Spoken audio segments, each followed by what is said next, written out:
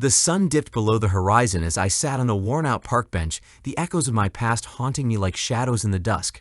20 years in the Marines had left me with memories both bitter and sweet, but now, as a retired man, I found myself lost in the civilian world. The transition hadn't been easy. The structure, the camaraderie, I missed it all. "Hey Jake, you okay?" A voice interrupted my reverie. It was Mark, a fellow Marine who had retired around the same time as me. We often found solace in each other's company, sharing stories of our time in service. I forced a smile. "Yeah, just lost in thought, you know." Mark nodded knowingly, his expression mirroring my own struggle. "It's tough out here, isn't it? Sometimes I feel like I don't belong." "Tell me about it," I replied, leaning back against the bench. I thought retirement would be a relief, but it's been anything but. Mark chuckled bitterly. "Ain't that the truth? Sometimes I wonder if we'll ever find our way back home." As the evening wore on, we continued to reminisce about our days in the Marines, finding comfort in the shared understanding of our experiences. But beneath the surface, I couldn't shake the feeling of displacement that had settled in my bones.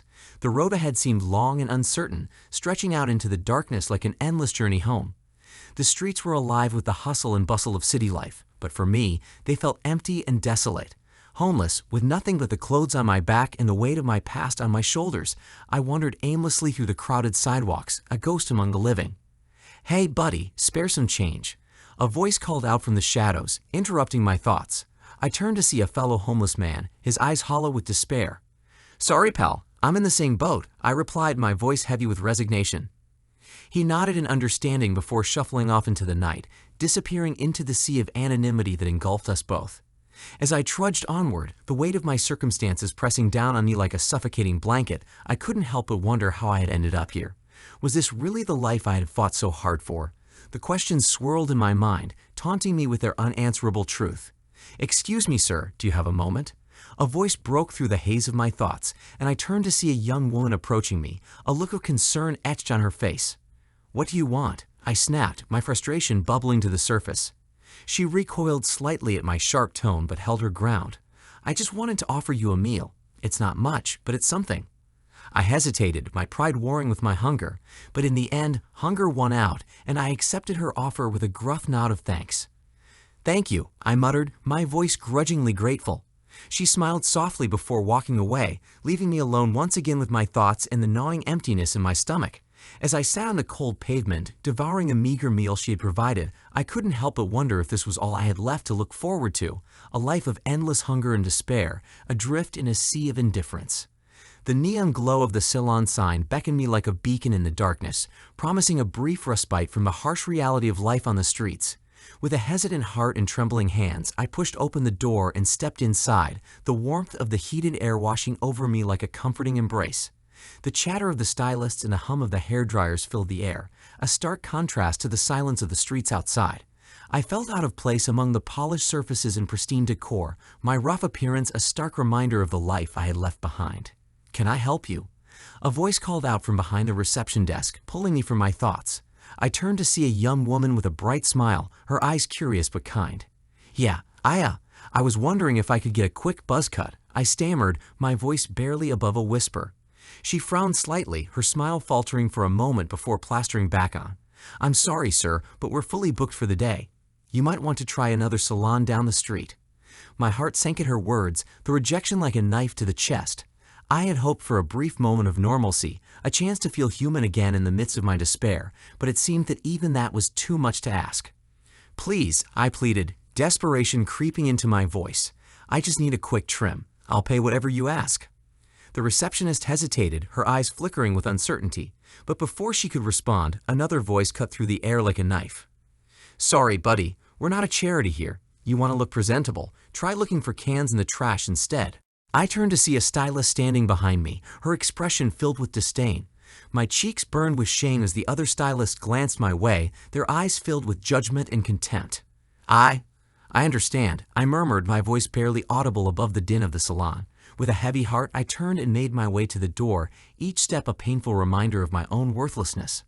But just as I reached the threshold, another voice called out, soft and hesitant.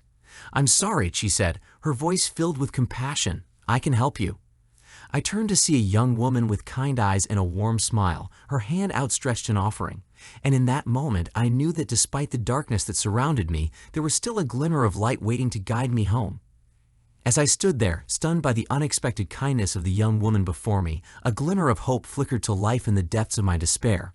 Her offer to help, though simple, felt like a lifeline in the stormy sea of my existence. "Thank you," I managed to choke out, my voice raw with emotion. I appreciate it more than you know."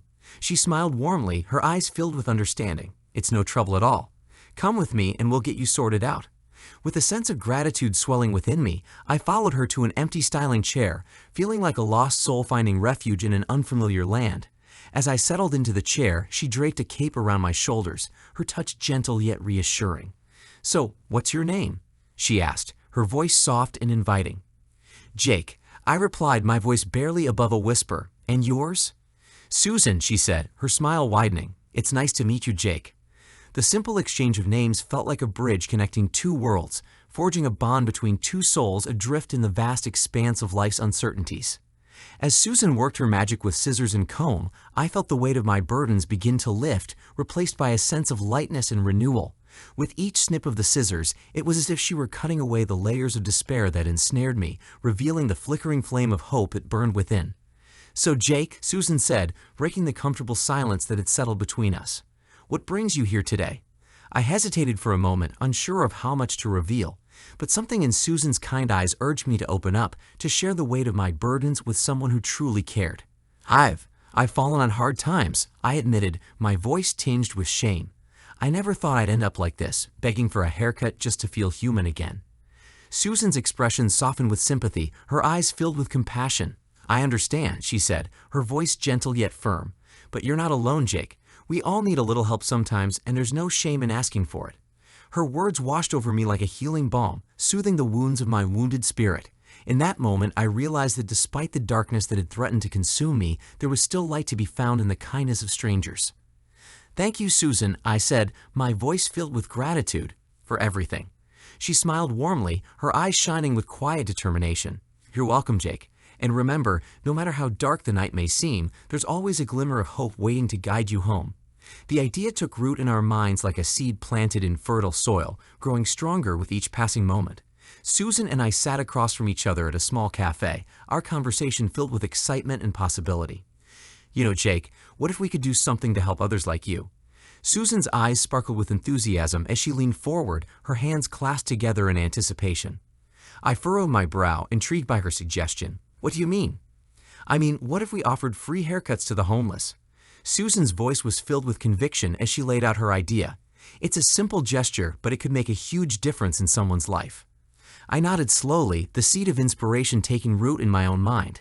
"I like it. It's a way for us to give back, to show others that they haven't been forgotten." Susan smiled, her eyes alight with passion. "Exactly. And who knows, maybe it'll inspire others to do the same." As we continued to brainstorm, our excitement grew, fueled by the possibility of making a real difference in the lives of those less fortunate. We discussed logistics, from finding a location to setting up appointments, each detail falling into place like pieces of a puzzle. "But how do we get started?" I asked, my eagerness tinged with uncertainty. Susan shrugged, her confidence unwavering. "We start small. We reach out to shelters, community centers, anyone who might be able to help us spread the word, and we go from there." I nodded, a sense of purpose filling me like a breath of fresh air. "Let's do it. Let's make this happen."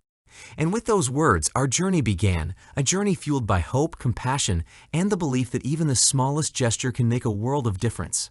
The morning sun cast a warm glow over the city streets as Susan and I set out on our mission, armed with flyers and a determination to spread the word about our initiative. We approached passersby with smiles on our faces, our voices ringing out with enthusiasm. "Excuse me, ma'am, would you be interested in learning about a program to help the homeless in our community?" Susan's tone was earnest as she extended a flyer to a woman hurrying past. The woman paused, curiosity flickering in her eyes. "Oh, I'm sure. What's it all about?" I stepped forward, eager to share our vision. "We're offering free haircuts to the homeless as a way to give back and restore dignity to those in need." The woman's eyes widened in surprise, her expression softening with empathy. That's really wonderful. How can I help?"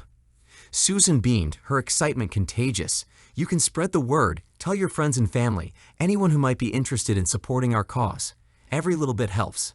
As we continued to make our way through the bustling streets, we encountered a myriad of reactions, from skepticism to outright enthusiasm. But with each conversation, we felt a sense of purpose growing within us, fueled by the knowledge that we were making a difference, one person at a time. "Excuse me, sir, do you have a moment to hear about our program?" I called out to a man passing by, my voice filled with determination. The man glanced over, his expression guarded. "What's it about?" I launched into our spiel, explaining our mission and our goals with fervor. To my surprise, the man's demeanor softened as he listened, his skepticism giving way to genuine interest. That's really something," he said, his voice tinged with emotion. "I've been homeless myself, you know. It's not easy out there." I nodded, my heart going out to him. "We understand, and that's why we're doing this, to offer a helping hand to those who need it most." As the day wore on, our flyers disappeared one by one, replaced by a growing sense of awareness and support for our cause. And as the sun dipped below the horizon, casting long shadows across the city streets, Susan and I knew that our message was spreading, one person at a time. The seeds we had planted began to sprout, taking root in the hearts and minds of our community. What started as a simple idea had blossomed into a full-fledged movement, with people from all walks of life joining our cause. Susan and I sat in the small office we had rented for our organization, surrounded by stacks of paperwork and a sense of purpose that filled the room like a warm embrace. "This is incredible," Susan breathed, her eyes scanning the growing list of volunteers and donors. "I never imagined it would take off like this."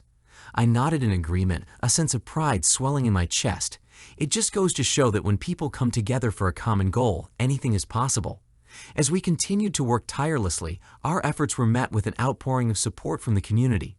Volunteers signed up in droves, eager to lend a helping hand however they could. "Hey Susan, we just got a donation from the local church," I called out, excitement bubbling in my voice.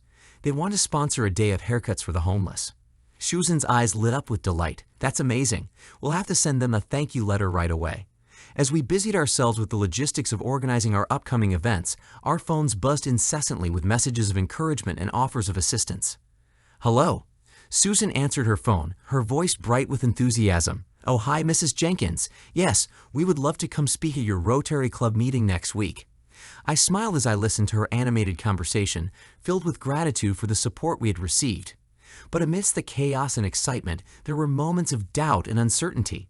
As the responsibilities of leading our organization grew, so too did the pressure to succeed. "Jake, do you ever worry that we're in over our heads?" Susan's voice was tinged with uncertainty as she glanced around the cluttered office. I placed a reassuring hand on her shoulder, meeting her gaze with unwavering determination. "Sometimes, but we're not alone in this. We have each other, and we have the support of our community. Together, we can accomplish anything." And with those words, we plunged forward, our hearts full of hope and our eyes fixed on the future. For in the midst of uncertainty, one thing remained clear: we were building more than just an organization. We were building a movement, one that would change lives and inspire change for years to come. The grand opening of our nonprofit organization was a momentous occasion, a celebration of the journey we had embarked upon and the lives we had touched along the way. As Susan and I stood outside the newly renovated salon, we were surrounded by a sea of faces, each one filled with anticipation and excitement. "This is it," Susan whispered, her voice trembling with emotion. "Our dream is finally coming true." I nodded, my own heart pounding with anticipation. It's been a long road, but we made it. As the ribbon was cut and the doors swung open, we were greeted by a wave of applause and cheers. The salon was alive with activity, volunteers buzzing about, preparing for the day ahead. "Welcome, everyone." Susan's voice rang out above the din, her smile radiant with joy. "We are so thrilled to have you here today as we officially launch our organization, Haircuts for Hope." The crowd erupted into applause, their enthusiasm contagious as they eagerly explored the salon and learned about our mission. "Excuse me, are you Susan?" A young woman approached us, her eyes shining with excitement. "Yes, that's me," Susan replied, extending her hand in greeting. The woman shook Susan's hand eagerly. "I just wanted to say thank you. I saw your story on social media, and it inspired me to get involved. I'm a hairstylist, and I would love to volunteer my time to help out."